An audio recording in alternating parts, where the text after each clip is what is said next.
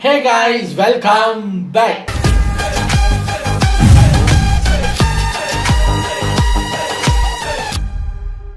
இன்னைக்கு மாதத்தின் முதல் நாள், அதனால தான் வெளிலேருந்து வந்திருக்கோம். ஸோ ஒரு மாதிரியா 2 மாதத்தை 2026 சக்ஸஸ்ஃபுல்லி வேஸ்ட் பண்ணியாச்சு.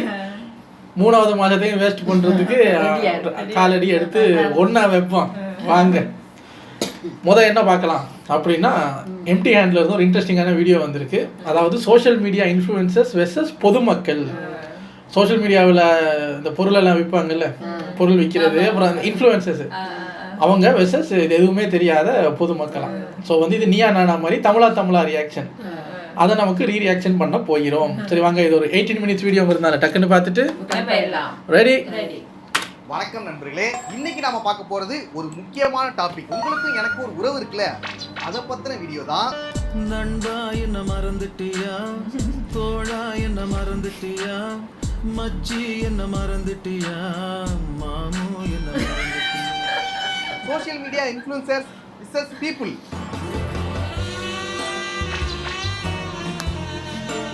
ஃபர்ஸ்ட் இன்ஃப்ளூயன்சர்னா யாரு? புறம்போக்கு அப்படி ஜெனரலா சொல்லக்கூடாது. அதாவது ஃபேஸ்புக், இன்ஸ்டாகிராம், யூடியூப்ல கண்டென்ட் போட்டு மக்களால் பிரபலமாகி மக்களுக்கே ப்ராப்ளம் கொடுக்கும் நபர்கள் தான் கேட்டகரியில் தான் வருவேன். சயின்டிஃபிக்கலி அதை பத்தின ஒரு முக்கியமான டாபிக் தான் இன்னைக்கு பார்க்க போறோம். ஆட்டோடுங்க சார். ஃபுட் ரிவ்யூ பண்றாங்க, குறிப்பிட்ட ஹோட்டலில் சாப்பாடு ஆகும்னு சொல்றாங்க. நானும் நிறைய ஹோட்டல் ட்ரை பண்ணி பார்த்துட்டேன். 90% ஹோட்டல் ஃபுட் குவாலிட்டியே கிடையாது, ப்ரைஸ் ரொம்ப ஹையா இருக்குது. எப்படிதான் மேனுஃபேக்சர்லாம் பண்றாங்களோன்னு தெரிய மாட்டேங்குது. இந்த ஃபுட் ரிவ்யூ பொறுத்த வரைக்கும் நார்மலா போய் சாப்பிட்றவங்களுக்கும் இந்த ஃபுட் ரிவ்யூ பண்றதுக்காக போய் சாப்பிட்றவங்களுக்கும் நிறைய டிஃபரன்ஸ் இருக்கு. உங்களுக்கு தெரியலையா சார்? நீங்க காசு கொடுத்து சாப்பிட்றீங்க, அவங்க காசு வாங்கிட்டு சாப்பிட்றாங்க. அப்போ எப்படி? அப்படிதான் இருக்கு. இப்போ ரெஸ்டாரண்ட்ல போய் ஃபுட் ரிவ்யூ பண்ண போறாங்கன்னா அவங்களுக்காக ஸ்பெஷலா செஞ்சு கொடுப்பாங்க. அதே நார்மல் பீப்புளா போனா நார்மலா தான் இருக்கும். ஏன்னா ரெஸ்டாரண்ட்ல ஃபுட் ரிவ்யூ பண்ண போறாங்க, அது நிறைய மக்கள் பார்க்க போறாங்க, அதனால அவங்க டேஸ்ட் நல்லா இருக்கும்ன்றதுக்காக பார்த்து செஞ்சு கொடுப்பாங்க. அதுதான் உண்மை. அம்மா, என் பெத்த தாயை உப்பெல்லாம் அளந்து போட்டு செய்வாங்க. பண்ணிட்டீங்க, அள்ளி அள்ளி இறக்கிறீங்களே. அதே ஃபுட் ரிவ்யூ பண்றவங்க அடுத்த நாள் போனா நார்மலா தான் இருக்கும், அவங்களுக்கே இருக்கும். பீஸா பிடிச்சிருக்கா? அதனால ஃபுட் ரிவ்யூ பண்றவங்க ஒரு ஃபுட்டை ஆகா ஓஹோ பயங்கரமா இருக்கு, சூப்பரா இருக்கு, செம்ம டேஸ்டா இருக்குன்னு சொன்னாங்கன்னா அதுல 50-50 தான் நம்ம எடுத்துக்கணும். இங்க ஸ்பெஷல்ல இந்த தேங்காய் பன் தான் சொல்றாங்க, அதை நம்ம ட்ரை பண்ணி பார்க்கலாம். நார்மல் பீப்புளுக்கு அந்த டேஸ்ட்ல 50-50 தான் கிடைக்கும், அதுதான் உண்மை. ஆனா ஒரு சில பேர் காசை வாங்கிட்டு ப்ரமோஷனுக்காக ஆகா ஓஹோன்னு சொல்லுவாங்க, அதுவும் இருக்கு. இதுல தேங்காய் இருக்கு தானே? தேங்காய் பண்ணல, தேங்காய் தான். நான் சொல்லல, சுத்து வட்டாரத்துல கண்ட பேக்கரி எவ்வளவோ இருக்கு, அங்க எங்கேயும் போகாதீங்க. மகாலட்சுமி பேக்கரிக்கு இந்த தேங்காய் பண்ண நீங்க எல்லாரும் ட்ரை பண்ணி ஆகணும். ஆனா சில ரெஸ்டாரண்ட்ல உண்மையாவே ஃபுட் நல்லா இருக்கும், அதுவும் இருக்கு, இப்படியும் இருக்கு. Very nice. ஒரு நம்பிக்கையான ஆளை நீங்க ஃபாலோ பண்ணீங்கன்னா அடுத்த டெய்லி ஃபுட், அந்த அடுத்து இன்னைக்கு ஒரு ரெஸ்டாரண்ட்னா நாளைக்கு ஒரு ரெஸ்டாரண்ட்னா அடுத்த நாளைக்கு ஒரு ரெஸ்டாரண்ட்னா அப்படி போய் ரிவ்யூ பண்ணுறவங்களை நான் பெருசாக நம்ப மாட்டேன். ஏன்னா அவங்கள்ட்ட அவ்வளவு காசாக இருக்கு. உண்மையான ரிவ்யூ யார் தெரியுமா சொல்லுவா? வாரத்துக்கு ஒரு ரெஸ்டாரண்ட்டுக்கு போகிறதுக்கு பட்ஜெட் இருக்கிறவங்க சொந்த காசை கொடுத்து சாப்பிட்றாங்கன்னு அர்த்தம். டெய்லியும் ரெஸ்டாரண்ட்டுக்கு போயிட்டு டெய்லி வீடியோ போட்டுக்கிட்டு இருந்தா அது எந்த காசு எனக்கு தெரியாது. அப்ப உண்மைதான் சொல்லணும், பொய் சொல்ல தோணும், பொய் தான் சொல்லணும். அப்ப 1ஆம் தேதி அதுமா உளர ஆரம்பிச்சு உண்மை பொய் தான் உண்மை. மூளை குட்டி தம்பி கால் குட்டி உளறி ஆரம்பிச்சிட்டேன், சக்சஸ்ஃபுல்லி ஆரம்பிச்சிட்டேன். நன்றி. என்ன செய்து உனக்கு? ஒண்ணுங்க இல்ல, நல்லா இருக்கு, நல்லா இருக்கு. கடல்லே இல்லையா? அதனால நீங்க யாரை ஃபாலோ பண்ணீங்க அப்படிங்கிறது இருக்கு. ஆனா எனக்கு தெரிஞ்சு நல்ல நல்ல ரிவ்யூ பண்ற ஆட்களும் இருக்காங்க தான். வருமானத்துக்காக மட்டும்தான் அவங்க இது செய்யறாங்க, அதை அவங்க பயன்படுத்திட்டு செஞ்சாங்கன்னா நல்லா இருக்கும். பணத்துக்காக மட்டும் செய்றாங்கறீங்க. ஓகே, வேற பணத்துக்காக தான் எல்லாருமே பண்ணிட்டு இருக்காங்க, பண்ணிக்கிட்டு இருக்கோம் அப்படின்னு சொல்லிடலாம். பணத்துக்காக பண்ணலாம், ஆனா பணத்துக்காக மட்டுமே பண்ணிட்டு இருக்க கூடாது. ஒரு பொருளை கொடுத்தா போதும், உடனே வித்து தள்ளிடுறாங்க. என்ன ஏதுன்னு விசாரிக்காம வித்துருவோம், முடிச்சிருவோம் அப்படிங்கிறாங்க. நீங்க என்ன வைக்கிறீங்க? நான் கையில எது கச்சாலும் எடுத்துருவேன். அதுதான் இங்க பிரச்சனையே. இப்போ ஒரு மொபைல் ஃபோன் வாங்குறோம்னு சொல்லிட்டு நம்ம போயிட்டு ரிவ்யூ பார்த்தாக்கா இதுதான் இந்த மார்க்கெட்லேயே இருக்கிற பெஸ்ட் ப்ரைஸில் இருக்கிற மொபைல் ஃபோன்னு ஒருத்தவங்க சொல்கிறாங்க. அதே மொபைல் ஃபோன் சேர்ல இருந்து கீழே போட்டப்பா சுக்குநூறு ஆயிடுச்சுன்னு இன்னொருத்தவங்க சொல்றாங்க. இப்போ இதுல யாரு வந்து மனசாட்சிப்படி ப்ரோமோட் பண்றாங்கன்னு நாங்க நம்புறது? ஒரு வருஷத்துக்கு முன்னாடி தான் இந்த டெக் சேனல்ஸ்க்குள்ள நடந்த அந்த ஊழல்கள், அந்த குழப்பங்கள் அது எல்லாமே வெளியில வந்துச்சு. அதுக்கப்புறம் தான் எனக்கே தெரிஞ்சது, அப்புறம் தான் எனக்கு தெரிஞ்சதுங்க அவங்க என்ன ஏமாத்திருக்காங்க. உங்களை நம்பிதானே நானும் மொபைல் ரிவ்யூனா பார்த்துட்டு மொபைல் வாங்கிட்டு இருப்பேன். நீங்களே இப்படி பண்ணீங்களா? எப்படா 3-1 கம்பெனிக்காரங்களே பண்ண வைக்கிறாங்க. இதை மட்டும் சொல்லுங்க ஏதாவது சொல்லாதீங்க. மொபைல் வாங்கினா இவங்களோட ரிவ்யூ தான் பார்ப்பேன். மொபைல் எப்படி இருக்கு, பர்ஃபார்மன்ஸ் எப்படி இருக்கு, கேமரா எப்படி இருக்கு, நமக்கு செட் ஆகுமாங்கிறது இவங்க ரிவ்யூ பார்த்து தான் அடுத்த டிசிஷனை எடுப்பேன். காசை வாங்கிட்டு ப்ரொமோஷனுக்காக பொய் சொல்லியிருக்காங்கன்னு தெரியும் போது இடி விழுந்த மாதிரி இருந்துச்சு தலையில. இல்ல ப்ரொமோஷன் பண்ணலாம், ப்ரொமோஷன் மட்டும் தான் இவங்க பண்ணிருக்காங்க. நம்ம ரிவ்யூ நினைச்சு உள்ள போறோம், ஆனா பார்த்தா அது பெய்ட் ப்ரொமோஷன். தெரிஞ்சிருச்சா? உங்க எல்லாருக்கும் தெரிஞ்சிருச்சா? சரி விடு. அது நமக்கு தெரியாமயே உண்மையாதான் சொல்லிட்டு இருக்காங்க போல அப்படின்னு சொல்லி நாம நம்பிட்டு இருக்கோம். ஆனா இப்போ அந்த பிரச்சனைகள்லாம் சாப்பாடுக்கே அப்படின்னா அதை விட எக்ஸ்பென்சிவானது ஃபோன். ஒவ்வொரு நாளைக்கும் ஒவ்வொரு ஃபோன் ரிவ்யூ பண்ணிட்டு இருந்தா அம்பானியால தான் முடியும். அப்போ அந்த ஃபோன் எப்படி வருதுன்னு யோசிக்கணுமா இல்லையா? யாரோ ஒருத்தங்க கொடுத்து பண்ண சொல்றாங்க. இப்போ நாங்களும் தான் ஒரு ஃபோன் ரிவ்யூ பண்ணணும். எப்போ 4 வருஷம் ஆகுது. ஏன்னா பண்ணணும். ஏன்னா 4 வருஷத்துக்கு முன்னாடி ஒரு ஃபோன் ரிவ்யூ நான் பண்ணினேன். அதுக்கு முன்னாடி ஒரு 5 வருஷத்துக்கு முன்னாடி ஒரு ரிவ்யூ பண்ணேன். இது வரைக்கும் 2 ஃபோன் ரிவ்யூ பண்ணியிருக்கேன். ஏன்னா ஒன்று இவருக்கு வாங்கினது, ஒன்று எனக்கு வாங்கினது. அதுக்கு முன்னாடி மிஸ்டேக்கு வாங்கினது ரொம்ப பழசாக போச்சு. நாங்கள் இப்போ ஃபோன் ரிவ்யூனா எங்களால் இதான் முடியும். இப்போ டெய்லி புதுசாக வர்ற ஃபோன் எல்லாத்தையும் ரிவ்யூ பண்ண அப்படின்னா எப்படி வாங்குறது? அப்போ டெய்லி ரிவ்யூ பண்ணுறவங்கள நம்புறதா இல்லையா? இது வரைக்கும் நம்ம சேனலில் ஒரு ஐஃபோன் ரிவ்யூ பார்த்துருக்கீங்களா? ஏனென்றால் ப்ரொமோஷன் பண்ண கூடாது என்பதற்காக. இல்லைன்னா 16, 17, 18, 20, 25 வாங்கி அடிக்கி வீடியோ போட்டுருவாரு. குறைஞ்சிட்டான்னு கேட்டா இப்போ வரைக்கும் என்னாலே நம்ப முடியல. பண்ணிட்டு இருக்காங்களா இல்ல உண்மையாதான் ரிவ்யூ சொல்லிட்டு இருக்காங்களா அப்படிங்கறது இப்போ வரைக்கும் எனக்கு டவுட்டா தான் இருக்கு. யார் நம்பர்னே தெரியலனா? யார் நம்பர்னே தெரியல. ட்ரூ காலர்ல போட்டு எடுத்தேன்றா. ஆனா யாரையும் நம்புறது இல்ல. அவங்களோட வீடியோ பார்த்தாலுமே பார்த்துக்கிட்டு நானும் ஒரு பக்கம் தனியா ரிசர்ச் பண்ணிப்பேன். அதுக்கப்புறம் தான் ஒரு முடிவுக்கே வருது. நீ யாரையும் நம்ப மாட்டியா? நம்புறேன், எல்லாரையும் நம்புறேன். ஆனா அவங்களுக்குள்ள இருக்கிற அந்த மிருகத்தை மட்டும் நான் நம்ப மாட்டேன். சார் இவங்க டெம்டேஷனுக்காக தான் பண்றாங்கன்னு தோணுது சார். ஏன்னா ஒரு இப்போ அவங்க சொன்ன மாதிரி இங்க பிரியாணி கிடைக்குதுன்னு சொல்றாங்கன்னு வச்சுக்கோங்களேன். அந்த பிரியாணி அந்த வீடியோ பார்க்கும்போது டெம்ட் ஆகுது. பட் அங்க போய் பார்த்தா அந்த பிரியாணி அந்த ஆஃபரே கிடையாது. ஆஃபர்னு சொல்லும்போது ஒரு விஷயம் ஞாபகம் வருது. இந்த KFCல இப்போ ரீசெண்டா ஒரு ஆஃபர் போட்டாங்க. 4 பீஸ் வாங்குனீங்கன்னா 8 பீஸ் ஃப்ரீ, 8 பீஸ் வாங்குனீங்கன்னா 16 பீஸ். KFCல இப்போ ஒரு சிக்கன் பாக்கெட் வாங்குங்க, இன்னொரு பாக்கெட் ஃப்ரீயாவே வாங்கிக்கலாம். நல்ல ஆஃபர் தான். நானும் இன்ஸ்டால பார்த்தேன். ஏகப்பட்ட பேர் வீடியோ போட்டு வச்சிருக்காங்க. KFC ஆஃபர்னு அவ்வளோ வீடியோ வந்துச்சு. அப்பவே முடிவு பண்ணிட்டேன், கண்டிப்பா இந்த ஆஃபரை மிஸ்ஸே பண்ணக்கூடாதுன்னு.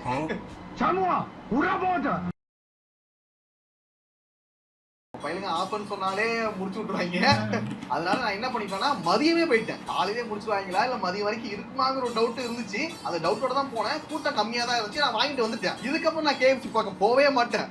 அடுத்து எப்ப அப்பதான் போவேன். அதுக்கப்புறம் ஃப்ரெண்டுக்கு வாங்குறதுக்காக ஈவினிங் போனேன். அப்ப பார்த்தா அவ்வளவு கூட்டம். எங்க இருந்து வந்து, ஏன்னா அப்பதான் நிறைய பேர் வேலையை முடிச்சுட்டு வந்திருக்காங்க போல. அவ்வளவு கூட்டம் வந்துச்சு.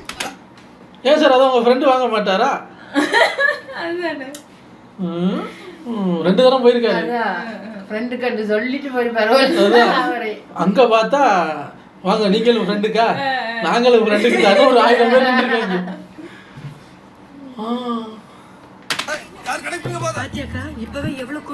அடுத்த நாள் பார்த்தா ஏகப்பட்ட பேர் வீடியோ போட்டு வச்சிருக்காங்க. KFCல வந்துட்டு ஸ்கேம் பண்ணிட்டாங்க, சரியாவே ஆர்கனைஸ் பண்ணல, மக்களை ஏமாத்திட்டாங்க, அந்த ஆஃபரே இல்லங்கிறாங்க. இதே மாதிரி நிக்க வச்சு பாதி பேர் சம காண்டாகி கத்த ஆரம்பிச்சிட்டாங்க. இதுல பாதி பேர் வந்து நீங்க அந்த ஸ்டோர் போங்க, இந்த ஸ்டோர் போங்க, அவுட் ஆஃப் ஸ்டாக் சொல்லி அமைச்சிருப்பாங்க போல. அவரு ஒரு சைடு வந்து பயங்கரமா சண்டை போட்டு இருக்காரு. ஒரு லெவலுக்கு மேல பொறுமை இழந்த நம்ம மக்கள் சொல்லிட்டு KFC ஸ்டாஃப்ஸ் ஒரு தள்ளிட்டு அவங்க உட்காந்து மேலே ஏறி போயிட்டே இருந்துட்டாங்க. அப்படி இப்படி ஏங்க கோழி இல்லாததுக்கு போயிட்டு வர போறீங்க? இப்படி குமிஞ்சா அவங்கள என்ன செய்வாங்க? அவங்க ஒண்ணு போட்டிருக்கணும், வைல் ஸ்டாக்ஸ் லாஸ்ட்னு போட்டிருக்கணும். ஸ்டாக் இருக்கிற வரைக்கும் இது ஆஃபர் இருக்குன்னு போட்டிருக்கணும். ஆஃபர் இருக்குங்க அப்படின்னா நீங்க ஸ்டாக்கு கொடுத்தே தான் ஆகணும். இவ்வளவு பேருக்கு லொரி கணக்குல ஓடி அப்ப யோசிக்கணும் நீங்க அந்த ஆஃபர் போடும்போது சைட்ல யாருக்கும் புரியாத டைமிங் கொண்டு போட்டுருந்துருக்கோம். யாருக்கும் புரியாத மாதிரி குட்டியா போடுவீங்கல்ல கீழே, அது மாதிரி அப்படின்னு வைல் ஸ்டாக்ஸ் லாஸ்ட்னு போட்டிருக்கணும். இப்ப 10ல இருந்து 11 1 ஹவருக்கு தாங்க அப்படின்னாலுமே இந்த கூட்டம் வரும். அப்பயும் நீங்க ஸ்டாக் முடிஞ்சிருந்தா சொல்லுவீங்க. அப்படி இல்லாட்டி இங்க ஒரு மலேசியாவில் ஒரு சில ஆஃபர் போடுவாங்க. ஒரு கஸ்டமருக்கு 2 தான் அவர் வாங்க முடியும். ஒரு டைம்ல 2 ஒரு கஸ்டமருக்கு 2 அப்படிங்கிற மாதிரி லிமிட் பண்ணுவாங்க. அல்ல அதான் சொல்றேன், அது உங்க இஷ்டம். பட் நீங்க ஸ்டாக்ஸ் இருக்கும் வரை அப்படின்னும் போடாம டைமும் போடாம ஆஃபர் அப்படின்ட்டு அங்க அடிச்சு பிடிச்சி வந்தா முடிஞ்சு போச்சு. அந்த பிரான்ச்சுக்கு போய் அப்படிலாம் நீங்க சொல்லல. அப்படின்னா இந்த பிரான்ச்சில் மட்டும்தான் கிடைக்கும் அப்படின்னு போடணும். வைல் ஸ்டாக்ஸ் லாஸ்ட்னு போட்டிருந்தீங்கன்னா நீங்க அவங்கள்ட்ட சண்டை போடலாம். ஏங்க ஸ்டாக் இருக்கிற வரைக்கும் போட்டிருக்கு, ஸ்டாக்கு இப்போ முடிஞ்சு போச்சுங்க. பாருங்க, கேஎஃப்சி ஸ்டாஃபை இடிச்சு தள்ளிட்டு ஏறி போறாங்க. இப்போ போய் இவங்களே பொறிப்பாங்க, இவங்களே ரெண்டு சமைப்பாங்களா? எப்படி இருக்கு? கடுப்பாயிருப்பாங்க, ஐடியாவில் போயிருப்பாங்க. நல்லா நிறைய வருமானம். வீடியோ வந்துட்டு இருக்கு. இதோ பாருங்க, இந்த அக்கிரமத்தை பாருங்க. இதோ Facebook லைவ்ல போயிட்டு இருக்குது. அவங்க பேரும் பார்த்துட்டு இருக்காங்க. Oh my god. சரி, இன்னைக்கு ஆஃபர் போட்டிருக்கோம், இத்தனை பேர் வருவாங்கன்னு சொல்லிட்டு அவங்க ரெடி பண்ணி வச்சிருப்பாங்க. ஆனா கூட்டத்தை பார்த்தா இவ்வளவு பேர் வருவாங்க யாருக்குமே தெரியல. எல்லாத்துக்கும் யாரு காரணம்? இந்த சோசியல் மீடியா இன்ஃப்ளூயன்சர்ஸ் தான்டா. அவங்களோட பவர் தான் காரணம். யாரால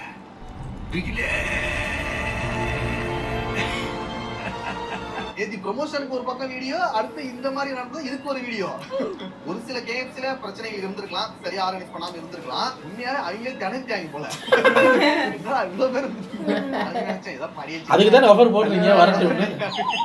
கொஞ்சம் பயம் இருந்துச்சுதான், பட் இதுதான் நல்லா இருந்துச்சு, சூப்பரா தான் இருந்துச்சு. First class. நிஜமாலுமே சொல்றேன், மன திருப்தியோட வெளியே போறேன். அடுத்து இன்னொரு விஷயம் நடந்துச்சு.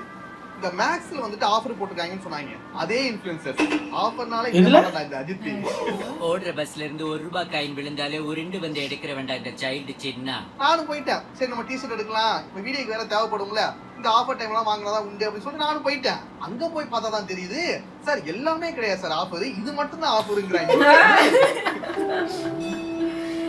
ஒரு குறிப்பிட்டது மட்டும். அப்படின்னா அதுவும் தப்பு. அவங்க போடணும் 50% ஆஃப் குட்டியா ஃபார் செலக்டட் ஐட்டம்ஸ். இங்க போடுவாங்க, டீட்டெயிலா போடுவாங்க. செலக்டட் ஐட்டம்னால நமக்கு தெரியும். நம்ம செலக்ட் பண்ற ஐட்டம் வான்னு சொன்னா மூஞ்சி நாங்க செலக்ட் பண்ணி வச்சிருப்போம், அதுக்குள்ள வந்து நீ செலக்ட் பண்ணு. நம்ம ஆளுங்க எல்லாம் தப்பா புரிஞ்சுக்கிறது. இப்போ செலக்டட் ஐட்டம் பண்ணோடனே நம்ம செலக்ட் பண்றது எல்லாத்துக்கும் டிஸ்கவுண்ட் நினைச்சுக்கிறது. அன்னைக்கு இப்படித்தான் ஒரு கடைக்கு போகும்போது போர்டு போட்டிருக்காங்க. ஒரு செருப்பு, அந்த செருப்பு வந்து 150 ரிங்கெட். அதை அப்படி கிராஸ் பண்ணி 50 ரிங்கெட்.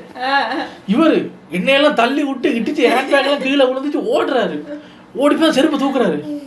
தம்பி இங்க பாரு, 150 வெள்ளிக்கு இந்த செருப்பு 50 ரூபா தானா? உனக்கு இப்போ அது தேவையா?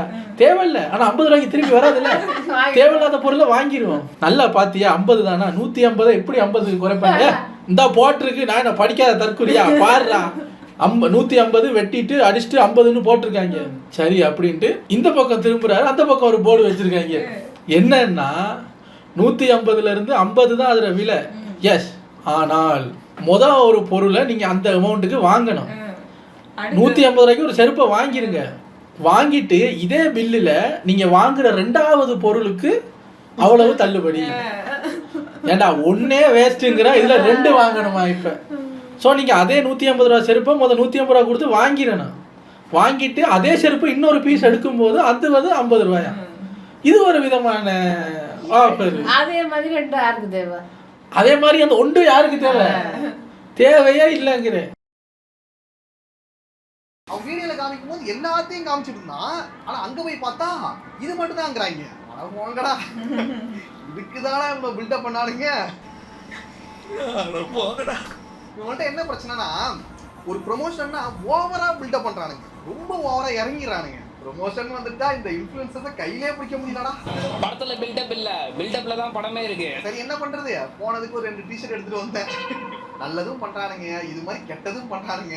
அவன் எப்பவுமே இப்படிதான் எல முழுக்க தடபடல விழுந்து வைப்பான் மூலையில. ப்ரொமோஷன்ங்கிற பேர்ல சில உண்மைகளை மறைச்சிடறாங்க. அது நேர்ல போய் பார்த்தா தான் நமக்கே தெரியுது உண்மை. பொய் சொல்லணுமா சார்? நான் ஒன்றும் போய் சொல்லியா தம்பி? ஜஸ்ட் உண்மை முறைங்க. எல்லா கடையிலும் நான் சாப்பிட்டேன் நல்லா இல்லை, அப்படி எல்லா கடையிலும் சாப்பிட்டு எல்லா நாளும் நல்லா இல்லாமல் ஒரு ஃபுட்டு இருக்கவே முடியாது. அப்படி இருந்ததுன்னா அது வந்து கண்டிப்பாக சர்வைவ் ஆகாது, நெக்ஸ்ட் லெவலுக்கு போகாது. இது உண்மைதான். எல்லா ஃபுட்டுமே நல்லா இல்லை, நீங்கள் ரிவ்யூ பண்ணுற எந்த ரெஸ்டாரண்ட்லையும் டேஸ்ட் சரியில்லை அப்படி நம்ம எல்லாத்தையும் நம்ம சொல்லக்கூடாது. 1-2 இடத்துல அப்படி இருக்கலாம், அதுக்குன்னு எல்லாமே அப்படிதான் எல்லாமே அப்படிதான் சொல்லிட்டு மொத்தமாக சொல்லக்கூடாது. சில பேர் என்னன்னா இதில் என்ன தெரியுமாங்க பிரச்சனை, அவங்க சாப்பிட்டுட்டு நல்லா இருக்கு இந்த கடையில் தோசை நல்லா இருக்குங்க அப்படின்னோடனே இவங்க போகிறது, போயிட்டு என்னங்க நல்லாவே இல்லை நல்லா இருக்குன்றானுங்க அப்படின்னோடனே அவங்க ஒரு மிஸ்கம்யூனிகேஷன் தான். இப்போ சாதாரணமாக ஒரு ரிவ்யூவர் கடைக்கு போயிட்டு நல்லா இருக்குங்க, உப்பு காரமெல்லாம் சூப்பராக இருக்குது, எல்லாம் அளவாக இருக்குது, நல்லா இருக்குது, வந்து ட்ரை பண்ணி பாருங்க இப்படி பேசிட்டு போனாருன்னா பிரச்சனை இல்லை. சாதாரண தோசையை பார்க்கும் போதே ஊடுதுங்க, தொண்டையில இறங்கும் போது வெண்ண கட்டி மாதிரி கத்திட்டு போயிடுவாங்க. இதே தோசைய வருஷ கணக்கா திங்கிறவர் இருப்பாரு, அவருக்கு அந்த தோசையோட டேஸ்ட் நல்லா தெரியும். இவன் என்ன இப்படி கத்துறான், எதுவும் எக்ஸ்ட்ரா போட்டிருப்பாங்களோன்ட்டு அவர் டெய்லி சாப்பிட்ட தோசையவே இவன் கத்துன மாதிரி நம்மளும் கத்துறமான்னு போய் பார்த்துட்டு அவரும் எடுத்து பார்த்துட்டு என்ன நேத்து சாப்பிட்ட மாதிரியே தான் போய் சொல்றாங்க அவன் நல்லாவே இல்லை அப்படின்ட்டு போறது. ஆக மொத்தம் அந்த தோசை என்ன டேஸ்ட் வரணுமோ அது வருது, அது நார்மலாக தான் இருக்குது, அது அவங்களுக்கும் தெரியும். இவங்க வீடியோக்காக எக்ஸாஜரேட் பண்ணுறாங்க இல்லையா, அதை நம்பி இவங்க சும்மா இல்லாத தோசைக்கு ஹைப் ஏற்றிட்டு போகிறது. இப்போ ரிவ்யூவர்ஸ் எல்லாம் வந்து சும்மா சாப்பிட்டு பாருங்க நல்லா இருக்குங்க, தோசை மாதிரி இருக்கு நல்லா இருக்கு, இல்லைங்க இன்னைக்கு நான் சாப்பிட்ட தோசையில் கொஞ்சம் உப்பு கொஞ்சம் கூட போட்டாங்க, அது என்னன்னு தெரியல, அப்படி நீங்கள் நார்மலாக பேசி பாருங்களேன், இந்த பிரச்சனை அப்போ வராது. சொல்லுவாங்கடா கமெண்ட்ல பாத்தீங்கன்னா வச்சுங்க, வேணும்னே சொல்லுவாங்க, போயிருப்பானா இல்ல என்னங்கிறதே தெரியாது. இதுல கூட ஒருத்தன் வந்துட்டு ஃபுல் வீடியோ பார்க்காமலே சொல்லிட்டு இருக்கான். எல்லாத்தையுமே ப்ளேம் பண்ணாதீங்க, எது பண்ணாலும் சில பேரை மட்டும் திருப்திப்படுத்தவே முடியாது, அந்த மாதிரி சில பேரும் இருக்காங்க. எந்த ஒரு விஷயம் பண்ணாலும் 100% ஆளுங்களை திருப்திப்படுத்த முடியாது, 5% எதிர்க்க தான் செய்வானுங்க. அது மட்டும் இல்லாம இந்த ஃபுட் ரிவ்யூ பண்றது வந்துட்டு ஒரு ரொம்ப ரிஸ்கான வேலை. ஏன்னா எல்லா விதமான ஃபுட்டையும் சாப்பிடணும், ஒவ்வொரு நாளும் ஒவ்வொரு விதமான ஃபுட்டா இருக்கும், உடம்பு என்ன ஆகும், நல்லா சம்பாதிக்கலாம், நல்ல வருமானம் வரும் ஒரு பக்கம் இருந்தாலும், இன்னொரு பக்கம் வந்துட்டு நம்ம லைஃபே ரிஸ்க் ஆக்குற ஒரு வேலை. அது அவங்களுக்கு ஒரு மிகப்பெரிய சுமை தானே. எல்லாரும் சொல்லுவாங்க ஓசி சோறு ஜாலியா தின்னுட்டு வீடியோ போடுறாங்க, ஆனா அதுல நிறைய பிரச்சனைகளும் இருக்கு. ஒரு மனுஷனுக்கு ஒரு தடவை 96 தடவை அப்புறம் இல்லாம போய்கிட்டு இருக்கு சாமி. இந்த மாதிரி வாழ்க்கைனா நம்மளால ஒரு நாள் கூட வாழ முடியாதுங்க. பாவம் அருள, யாருக்குமே அந்த நிலைமை வரக்கூடாது. நம்மளாலலாம் அந்த வாழ்க்கையை ஒரு நாள் கூட வாழ முடியாதுப்பா. Everything is subjective. இப்போ ஃபுட்டுங்கிறது எனக்கு பிடிச்ச பிரியாணி உங்களுக்கு பிடிக்காது, உங்களுக்கு பிடிச்ச பிரியாணி எனக்கு பிடிக்காது, எல்லாமே. செகண்ட் திங், ஒன்று பிடிக்கல அப்படின்னா நிறைய இன்ஃப்ளூயன்சர்ஸ் பிடிக்கல, இது நல்லா இல்லை, இதை நாங்கள் ப்ரமோட் பண்ண மாட்டோம், காசு வாங்காமல் அவங்க காசு கொடுக்குறேன்னு சொன்னாலும் இல்லை வேண்டாம் எங்களுக்கு பிடிக்கல, காசும் வேணாம் வீடியோவும் வேணாம் அப்படின்னு சொல்லியும் நாங்கள் வெளியில் வந்திருக்கோம். இப்போ மறுபடியும் திருக்குறள் மாதிரி சொல்லணும்னா, உங்களுக்கு பிடிக்காத ஃபுட்டை, பிடிக்காத பொருளை, பிடிக்காத இடத்த காசு கொடுத்தாலும் நீங்கள் ரிவ்யூ பண்ண மாட்டீங்க. நீங்கள் ரிவ்யூ பண்ணுறது எதுவும் அவங்களுக்கு பிடிக்க மாட்டீங்க. இப்போ என்ன பண்ணுறது? எப்போ தெரியுமா அவங்க வந்து இவங்க சொல்கிறது சரிதான் போல இருக்குன்னு அந்த நியூட்ரலாக வருவாங்க. நம்ம வீடியோவில் ஒரு இடத்த குறையும் சொல்லணும், உண்மையாக சொல்லணும். நம்ம போகிற இடமெல்லாம் இது நல்லாவே இல்லை, அதனால் அதை பற்றி நான் வீடியோவே போட மாட்டேன்னு ஒதுக்கிட்டு நல்லதை மட்டும் சொன்னால் இவன் என்ன ஒரு குறையும் சொல்ல மாட்டேங்கிறான். நம்ம தேடி நல்ல இடங்களை மட்டும்தான் ரிவ்யூ பண்றோம்ங்கிறது நமக்கு தெரியும். பாக்குறவங்களுக்கு இவன் எதை எடுத்தாலும் எதை தின்னாலும் நல்லா இருக்குன்றான் அப்படின்னு சொல்லுவாங்க. சரி இவங்க இப்படி பண்றாங்களே, வேர்ஸ்ட் ரிவ்யூடு ஹோட்டலா போய் எல்லாமே நல்லா இல்லைன்னு சொல்லிக்கிட்டே இருந்தா அப்பயும் அடிப்பாங்க. இவருக்கு எதை தின்னாலும் நல்லா இல்லாம யாருக்கு, ரெண்டையும் கலக்கணும். நம்ம ஒரு மாதத்துக்கு ஒரு 10 வீடியோ போடுறோம்னா அதில் ஒரு 6 வீடியோ நல்லா இருக்குன்னா 4 வீடியோ நல்லா இல்லைங்க அப்படிங்கிற மாதிரி இருக்கணும். ஆனால் அதுக்கு ஹோட்டல்காரங்க ஒத்து வர மாட்டாங்க. ஏன்டா இங்கே வந்து தின்னுபுட்டு இதே பண்ணுறியா, எப்போ தெரியுமா ஒத்துக்குவாங்க, அதுக்கு நம்ம காசு கட்டினா. அப்போ நம்ம ரிவ்யூவராக இருக்கக்கூடாது, கஸ்டமராக இருக்கணும். இப்போ நம்ம சொல்கிற நம்பித்தானே வருவாங்க நிறைய பேர், வந்து ஒரு இடத்துல காசு வாங்கிட்டு ரிவ்யூ பண்ணினாலே நம்ம அவங்களுக்கு எதிர்ப்பாக எதுவும் சொல்ல முடியாது. அவங்க சொல்லுவாங்களா, ஆமாம் நாங்கள் காசு தானே வந்து எங்களை திட்டிட்டு போங்க நல்லா அப்படின்னு சொல்லுவாங்களா? சொல்லவும் மாட்டாங்க. இப்போ பண்ணுற ப்ரொமோஷனை தான் பார்க்குறோம், ஆனால் அதுக்கு பின்னாடி நடக்கிற நிறைய ரிஜெக்ஷன் வந்து நமக்கு தெரியவே தெரியாது. சில ரெஸ்டாரண்ட் இவங்க போயிருக்கலாம், ஃபுட்டு சரியில்லைன்னு சொல்லிட்டு அந்த வீடியோ அப்லோட் பண்ணாம கூட இருந்திருக்கலாம். அது மாதிரி நடக்கலாம். ஆனா அது நமக்கு தெரியவே தெரியாது. ஓ அப்படியா விஷயம்? ஒரு ரெஸ்டாரண்ட்ல போய் சாப்பிட்டுட்டு ஃபுட்டு சரியில்லைன்னு நம்மளால சொல்லவே முடியாது. அது நிறைய பிரச்சனைகள் இருக்கு. அப்புறம் என்ன ஃபுட் ரிவ்யூ பண்றதுங்கிற கேள்வி இருக்கும். அதே சமயம் அவங்க ஹோட்டல்ல சாப்பிட்டு அவங்க சோத்தியா தின்னுட்டு கஸ்டமரா இருந்தா சொல்லலாம், ப்ரமோட்டரா இருந்தா சொல்ல முடியாது. பிரச்சனை அங்க முடிஞ்ச அளவுக்கு அது ஓப்பனா சொல்ல முடியாம மேலோட்டமா தான் சொல்ல முடியும். ஓரளவு ஆவரேஜா இருக்கு, கொஞ்சம் சுமாரா தான் இருக்கு, அந்த அளவுக்கு எனக்கு செட் ஆகல, எனக்கு பிடிக்கல அப்படிங்கிற மாதிரி கொஞ்சம் மேலோட்டமா தான் சொல்ற மாதிரி இருக்கும். எதையுமே சொல்ல முடியாது. இது இப்ப நான் சொன்ன பாருங்க, ஒரு அளவுக்கு விலையை சொல்லலாம், இதை தாண்டி சொல்ல முடியாது. ஆனா ஒரு ரெஸ்டாரண்ட்ல அப்படி சொல்லிட்டா அடுத்த ரெஸ்டாரண்ட்ல வந்துட்டு இவங்க வந்து ஃபுட் ரிவ்யூ பண்ணவே விட மாட்டாங்க. இந்த மாதிரினா வீடியோ போட்டுட்டு இருக்க, உன்னை எப்படி நான் அலோவ் பண்ணுவேன், நீங்க வீடியோ எடுக்கணும்னு சொல்லிட்டு அந்த மாதிரி பிரச்சனைகள் வரும். சாப்பிடவே வேணாம்டா, நீ வீடியோ எடுக்க வேணா, நீ சாப்பிட வேணாம்டா, போடா. நம்ம எல்லாத்தையும் சொல்லும்போது இந்த மாதிரி பிரச்சனைகளை பத்தி நம்ம யோசிக்கணும். அதான் சொல்றேன் சார். அவங்க சொன்னாங்க ஆட் பார்க்குறாங்க, ஆட் வந்து கலர்ஃபுல்லாக காட்டுறாங்க அப்படின்னு சொல்லிட்டு. ஸோ தட்ஸ் ஆட், நம்மளுக்கு தெரியுது அது ஒரு செலிபிரிட்டி வச்சு பண்ணுறாங்க, தட்ஸ் கமர்ஷியல் அப்படின்னு தெரியுது. இதான் இங்க பிரச்சனையே. முன்னாடி நம்ம டிவில நிறைய அட்வர்டைஸ்மெண்ட் பார்த்துருப்போம்.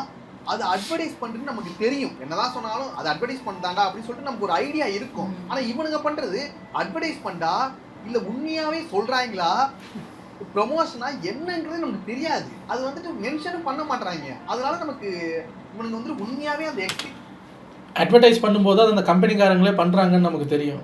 இப்போ அந்த இன்ஃப்ளூயன்சர்ஸ் எல்லாம் வந்து நம்ம எப்படி எடுத்தோடனேவா நீங்கள் ஃபுட் ரிவ்யூவர் ஆவீங்க, இல்லை ஆடியன்ஸோட கனெக்ட் ஆவீங்க. நம்மளில் நம்ம பையன்ப்பா அப்படி நினச்சிட்டு இருக்கும்போது திடுதுப்புன்னு ஃபாலோவர்ஸ் எல்லாம் ஏறினோடனே அப்படியே ப்ரொஃபஷனல் ரிவ்யூவராக மாறிடுவாங்க. அப்போ அவங்க சொல்லும்போது நமக்கு இவன் அட் பண்ணுறாங்கிற மாதிரி தெரியாது, நம்ம பையன் உண்மையாக தான் சொல்கிறாங்கிற மாதிரி இருக்கும்.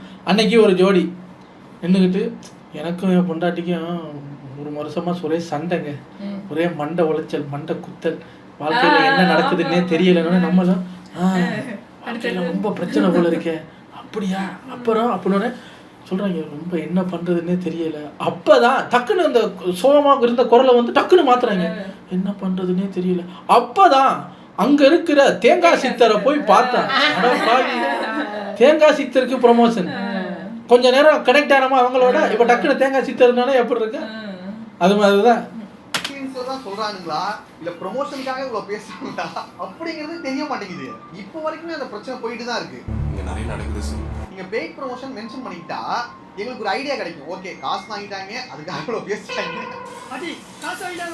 ஆனா இவனுக்கு வந்துட்டு பெய்ட் ப்ரொமோஷன்ங்கிறது நிறைய பேர் வந்துட்டு மென்ஷனே பண்ண மாட்டாங்க. அதை பண்ணிட்டா யாருக்குமே பிரச்சனை இல்லடா. ஒண்ணு வீடியோல வந்துட்டு ஆட் பண்ணலாம், இல்ல டிஸ்கிரிப்ஷன்ல கொடுக்கலாம்.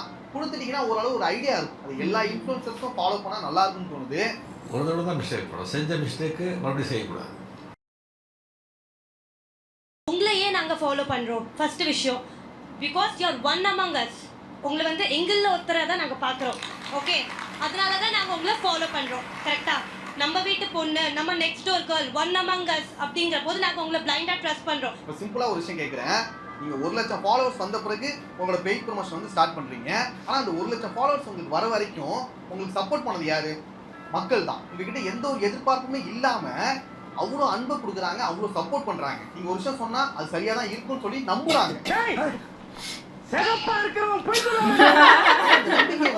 ஈஸியா மிஸ்யூஸ் பண்ணிடுறீங்க.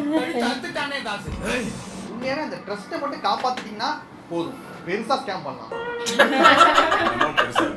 சின்ன சின்னதா பண்ணிட்டு இருக்க, பெருசா ரேடியோ லம்ப் அடிக்கலாம்ல. ஆனாலும் மக்களுக்கு நான் ஒண்ணு சொல்லிக்கிறேன், இவனுங்களை வந்துட்டு நம்பவே நம்பாதீங்க. என்னையும் நான் சேர்த்துக்கிறேன், எங்க யாரையுமே நீங்க நம்பவே நம்பாதீங்க. யாரையும் நம்பி ஏமாற மாட்டோம். ஏன்னா எங்களாலே எங்களை நம்ப முடியலடா. எங்கள இருக்கிற ஒருத்தனே எங்களுக்கு துரோகம் பண்ணிட்டு தான் இருக்கான். என்னதான் நாங்க ப்ரொமோட் பண்ணாலுமே நீங்களும் ஒரு பக்கம் ரிசர்ச் பண்ணிக்கிங்க, அதுக்கப்புறம் ஒரு முடிவு வாங்க. இப்போ நானுமே சூப்பர்னோவாக்கு ப்ரொமோட் பண்ணிட்டு இருக்கேன். நான் என்னதான் ப்ரொமோட் பண்ணாலும் அந்த ஆப்பை நீங்கள் யூஸ் பண்ணி பாருங்க. உங்களுக்கு அந்த ஆப் பிடிச்சிருக்கா, உங்களுக்கு செட் ஆகுதாங்கிறத ஒன் டைம் பார்த்துக்கங்க. நானும் அப்படியே ப்ரொமோட் பண்ணுறது இல்லை, நானும் ரிசர்ச் பண்ணிட்டு அதை யூஸ் பண்ணி பார்த்துட்டு தான் ப்ரொமோட்டே பண்ணுறேன். பட் இருந்தாலும் நீங்களும் அதை வந்து யூஸ் பண்ணி பாருங்க. உங்களுக்கு எல்லாமே ஓகே செட் ஆச்சுன்னா அதுக்கப்புறம் களத்தில் இறங்குங்க. மற்றபடி யாரு ப்ரொமோட் பண்ணாலுமே நீங்கள் ரிசர்ச் பண்ணிட்டு அதுக்கப்புறம் முடிவு எடுங்க. ஏன்னா நானுமே அப்படிதான், நீங்க என்னதான் சொன்னாலுமே அதை நான் பிளைண்டா நம்புறது இல்லை. ஏன்னா நான் அடிபட்டுட்டேன், நானும் ஒருத்தரை நம்பி ஏமாந்துருக்கேன். உங்களுக்கு எல்லாம் ஒரு பிரச்சனைனா இந்த எம்எல்ஏ கிட்ட வரீங்க, இந்த எம்எல்ஏக்கே ஒரு பிரச்சனை. அதுக்கப்புறம் தான் முடிவு பண்ணேன், உங்களை நம்பவே கூடாதுதான். பேசி பேசி சிலுக்க வச்சீங்களா? அதனால உங்களோட நல்லதுக்காக தான் சொல்றேன், மக்களாகிய நீங்களும் ரிசர்ச் பண்ணிடுங்க. ஆனா அதுக்கு முன்னாடி இன்ஃப்ளூயன்சர்ஸ் எல்லாருமே அதை பத்தி ரிசர்ச் பண்ணிட்டு தான் நீங்க ப்ரொமோஷனே பண்ணணும். அதனால மக்களும் உங்களோட பங்குக்கு ஒரு ரிசர்ச் பண்ணிடுங்க. எனக்கு ஒரு அடி விழுந்துச்சு, நான் தெரிஞ்சிட்டேன், உங்களுக்கும் விழும், தெரிஞ்சிருவீங்க. பியூட்டி ப்ராடக்ட்ஸ் லிட்ரலி இன்ஃப்ளூயன்சர் என்ன பண்றாங்கன்னா, இந்த வீக் ஒரு ப்ராடக்ட், இந்த வீக் வந்து நான் இதை யூஸ் பண்ணேன், அவங்க யாரும் யூஸ் பண்ணியிருக்க மாட்டாங்க, ஃபுட்டாக அவங்க ஃபுல்லாக நாங்கள் சாப்பிட்டு பார்த்தோம் அப்படின்னு சொல்கிறாங்க. ஒரு பியூட்டி ப்ராடக்ட் ஒரு ரிசல்ட் உங்களுக்கு வேணும்னா கண்டிப்பாக 6 months ஆகுது நீங்கள் வந்து யூஸ் பண்ணாதான் ரிவ்யூ தெரியும். இந்த பியூட்டி ப்ராடக்ட்ஸாக இருக்கட்டும், இந்த ஃபுட் சப்ளிமெண்ட்டாக இருக்கட்டும், இதெல்லாம் ரொம்ப ரிஸ்கான ஏரியா. மற்றதுல கூட மணி லாஸ் தான். ஆனால் இதில் ஏதாவது பிரச்சனை ஆச்சுன்னா உயிரே போயிடும், அந்த அளவுக்கு இருக்கு. ஆனால் இவங்க அசால்ட்டாக ப்ரொமோட் பண்ணிட்டு இருக்காங்க. ஒரு நாள் யூஸ் பண்ணி பார்த்துட்டு நான் 1 month யூஸ் பண்ணேன், ஒரு வாரம் யூஸ் பண்ணேன், அந்த மாதிரி சொல்றது. சில பேர்னா அதை யூஸ் பண்ணி பார்க்கறாங்கங்கிறதே தெரியாது, அதுவே டவுட் தான். இவனுக்கு யூஸ் பண்ணாம சும்மா ப்ரொமோஷன் கூட சொல்லிட்டு போறாங்கங்கிறதே டவுட்டா தான் இருக்கு. இவங்க சொன்ன அந்த பியூட்டி ப்ராடக்ட்ஸா யூஸ் பண்ணி பார்த்துட்டு ஸ்கின்னுக்கு ஏதாச்சுன்னா என்னடா பண்றது?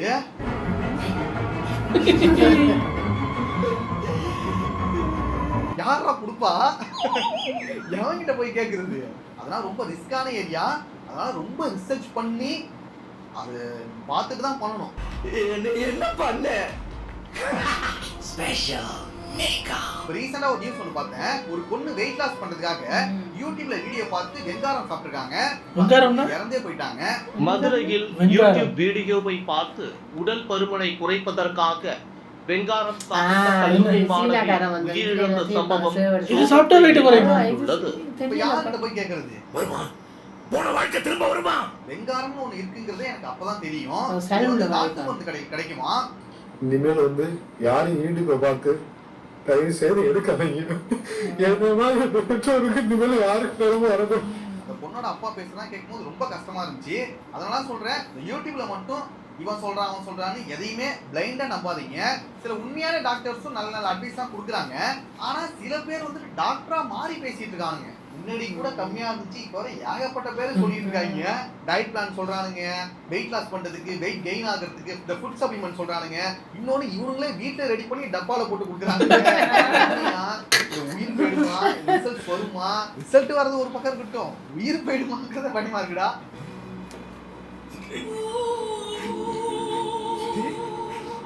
பாதி எபிசோட் பார்த்ததுக்கே இவ்வளவு பேசியிருக்கேன். இதை பத்தி பேச ஆரம்பிச்சா பேசிட்டே இருக்கலாம் போல. ஓகே, இது வரைக்கும் போதும். நம்ம இதுக்கப்புறம் உங்களை வந்து அடுத்த வீடியோல பார்க்கலாம். நான் பேசுனதுல ஏதாவது உங்களுக்கு கருத்து வேறுபாடுகள் ஏதாவது இருந்துச்சுன்னா கமெண்ட்ஸ் சொல்லுங்க, நானும் தெரிஞ்சுக்கிறேன்.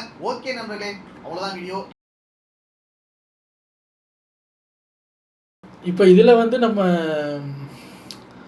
அந்த இது பார்த்த மாதிரியே எனக்கு ஞாபகம் இல்லை. தமிழை பார்த்த மாதிரியே ஞாபகம் இல்லை. கொஞ்சம் கிளிப்ஸ் தான் வந்தது. ஆமாம், என்ன டாபிக்கு அப்படிங்கிற மாதிரி இருந்தது. அவ்வளோ இருந்திருக்கு அவருக்கு சொல்கிறதுக்கு. எனக்கெல்லாம் நிறையா இமெயில்ஸ் இன்னைக்கு வரைக்கும் வந்துக்கிட்டு தான் இருக்குது. ப்ரொமோட் பண்ணுன்னு. அதில் உண்மையானது கூட வரலாம், ஆனால் நிறையா ஃபேக் தான் வருது. நான் எல்லாத்தையுமே ஸ்பேம் பண்ணி விட்டேன். எல்லாம் போய் ஸ்பேமில் கலெக்ட் ஆகுது, தேவையே இல்லை. எனக்கு ஒரு கெட்ட பழக்கம் இருக்குங்க. யாராவது வந்து இந்த வேலை பண்ணி கொடுங்க அப்படின்னு சொன்னால், சரி வாங்க எனக்கும் தெரியல பண்ணுவேன் வாங்க அப்படின்னு சேர்ந்து பண்ணுறது ஒன்று.